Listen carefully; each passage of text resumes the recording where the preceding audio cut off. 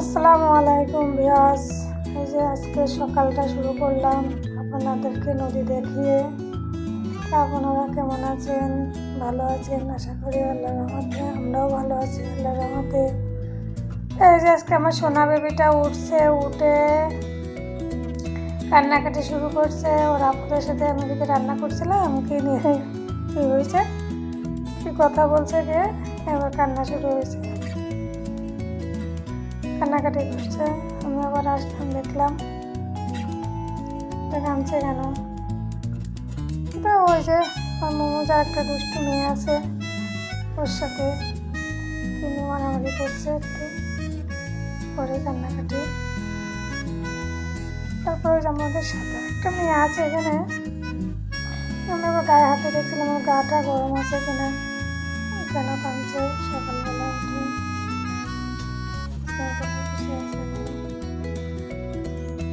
না গা গরম নাই, এমনি ওই যে আপনাদের সাথে দুষ্টামি, পাশের ওই মেয়েটাও দুষ্টামি করছে, ওর বোনও দুষ্টামি করছে ওর সাথে।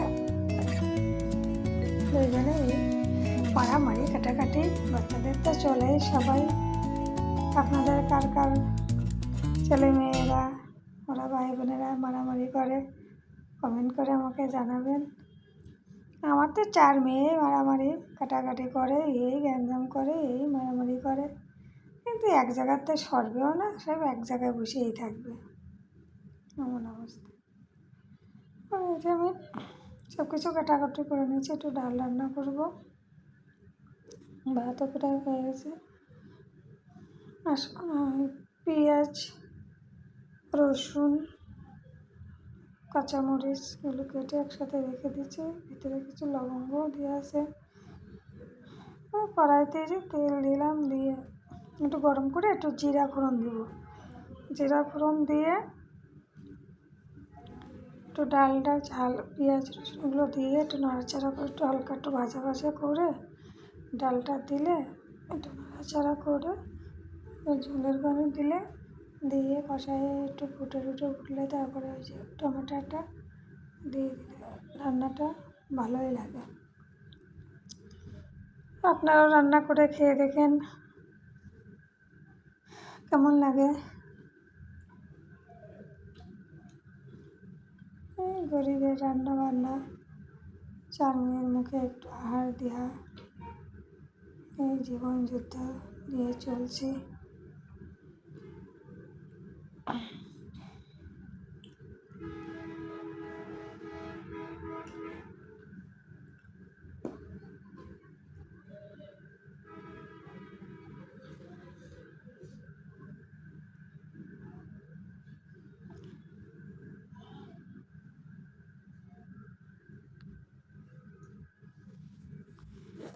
তাড়াহুড়া করে রান্না করতে হয়, তারপরে গোসল করতে হয়, নিজের গোসল করতে হয়, খেতে হয়, গোছাতে হয়, আবার ওদেরকে নিয়ে বেরিয়ে ওদের মাদ্রাসার ওখানে লাগাই দিয়ে আমার ওই অফিসের উদ্দেশ্যে দৌড় মারতে হয়।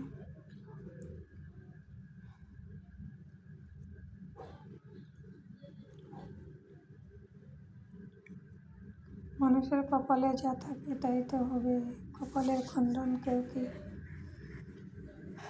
রোধ করতে পারে?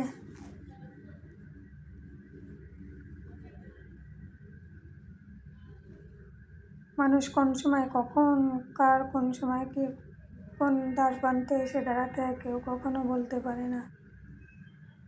জীবনে ভাবে মানুষ একটাও হয়ে যায় আর একটা। আর সংসার বলেছে, সংসার জীবনটা আসলে অনেকটা, কী বলবো, অনেকটা বিপজ্জনক। আমার কাছে মনে হয় যে বিপজ্জনক। সংসার করলাম না কি করলাম বুঝতেই পারলাম না।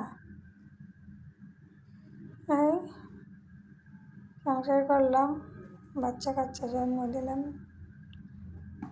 এই মানুষ করে তুলছে। কিন্তু সংসার জীবনে যে একটা নারীর অধিকার থাকে, এই জিনিসটাই তো জীবনে দেখলাম না। মানুষ অন্য সংসারে দেখছি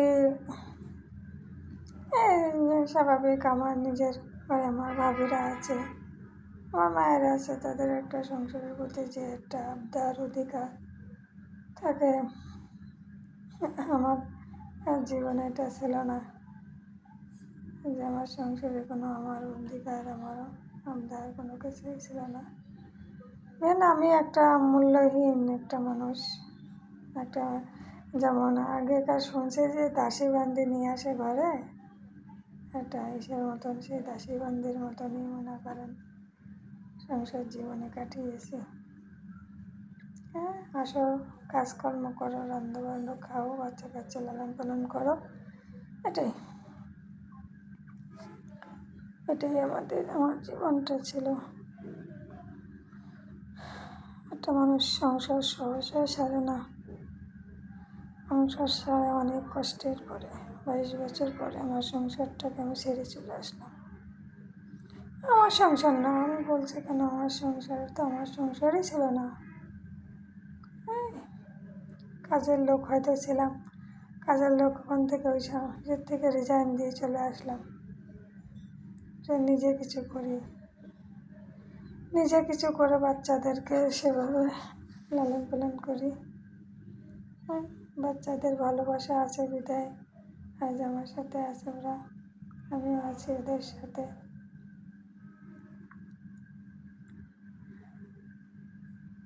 নদীটা দেখাই আপনাদেরকে, আমার ভালো লাগে, আমিও তাকায় দেখি এবং আপনাদেরকেও দেখাই একটু।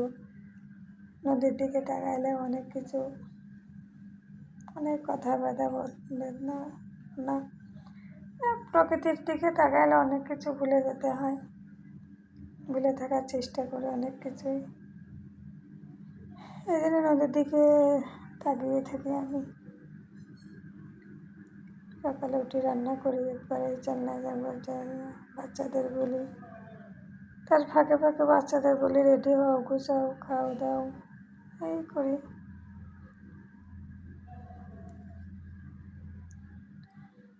জীবন আর কি বলবো, আপনারা থাকেন আমাদের সাথে, সামনে জানাবো কীভাবে কী হলো না হলো, কেন আমরা এখানে একা আছি, কেন আমার বাচ্চারা আমার সাথে আছে, সব কিছু আপনাদেরকে বলবো, শেয়ার করবো ইনশাল্লাহ। বিশ্বাস করা বা না করা সবার বিষয়, কিন্তু মিথ্যা কথা বলে তো জীবনে চলা যায় না, একদিন মরতে হবে, কবরে যেতে হবে।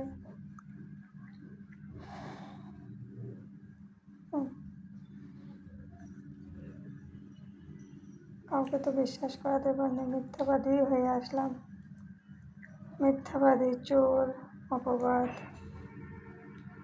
এইসব নিয়েই মাথায় বোঝা নিয়ে আসতে হলো সারা জীবনে। আর কি বলবো, অনেক কথা অনেক আছে, অনেক ব্যথা। এই যে ভয়ে যাবার যখন দিতে যাই তখন বলি যে কি বলবো, কি কথা বলবো আপনাদের সাথে। এই কথা বলতে বলতে অনেক সময় অনেক কথা এসে যায়, তারপরে ওই যে চেপে যায় কথাগুলো বলতে, যে চাই না এখন আপনাদের সাথে আমার ফ্যামিলিটা জয়েন্ট ভালোভাবে ভালোবাসা পরিপূর্ণতা হোক, তারপরে ইনশাল্লাহ আপনাদেরকে বলবো, জানাবো। এই যে বেবিটা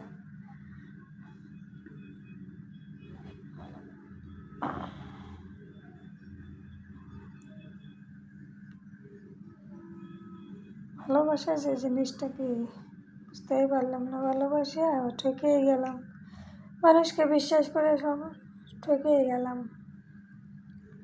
এই মফস্বল গায়ের একটু মেয়ে তো, হয়তো অনেক কিছু জানা অজানা ছিল না, এখন আস্তে আস্তে সব জানছে, বুঝছে। আপনজনের কাছ থেকে ঠকতে হলে, যাকে আপন ভেবেছে সেই কী বলবো দূরে সরে গেছে, যাকে আপন ভেবেছি তাদের কাছ থেকে আমার দূরে সরে আসতে হচ্ছে। আপন করতেই পারলাম না, আপন হতে পারলাম না।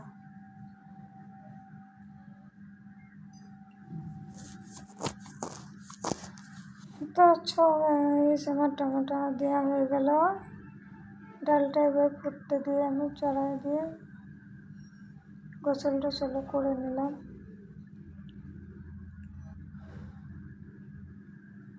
গোসল করে নিয়ে তারপরে রেডি হয়ে আবার এখানে এসে আমি একটু দাঁড়াইছি নদীর কাছে। তখন আমার মেয়ে আমাকে এবার একটু ডিম খাই, সেটা দেখানো হয়নি আপনাদেরকে।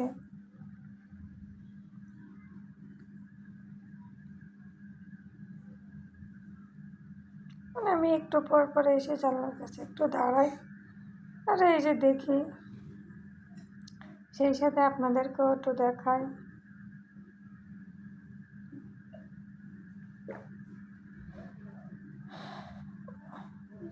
আমার ডালের লোক দেখেন,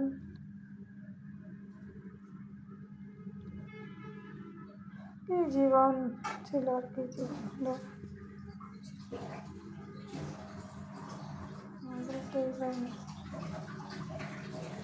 জীবনটা যে কি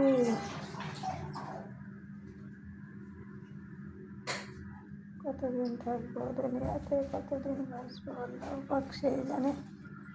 আল্লাহর কাছে শুধু দোয়া করবেন আমি যেন আল্লাহ সুস্থ রাখে আমাকে,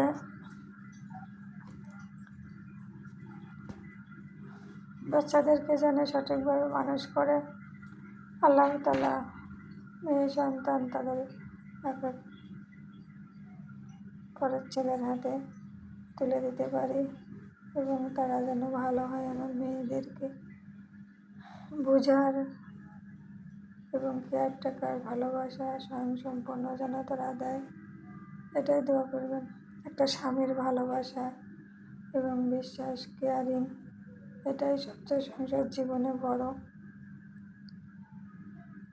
আমার দুষ্টু মেয়েটা করে বেড়াচ্ছে। তারপরে এই যে বিদায় নিয়ে অফিসের উদ্দেশ্যে এখন গমন করছি।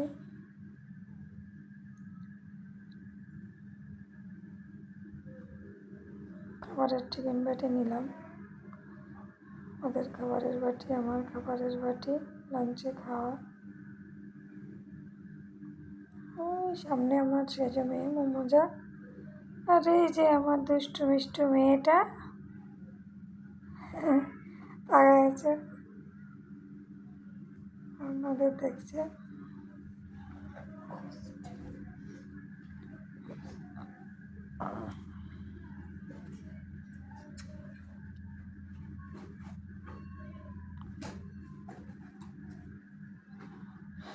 তারপরে এই যে রাস্তার পাশে আসলাম, রাস্তার সাইডে এসে হেঁটে হেঁটে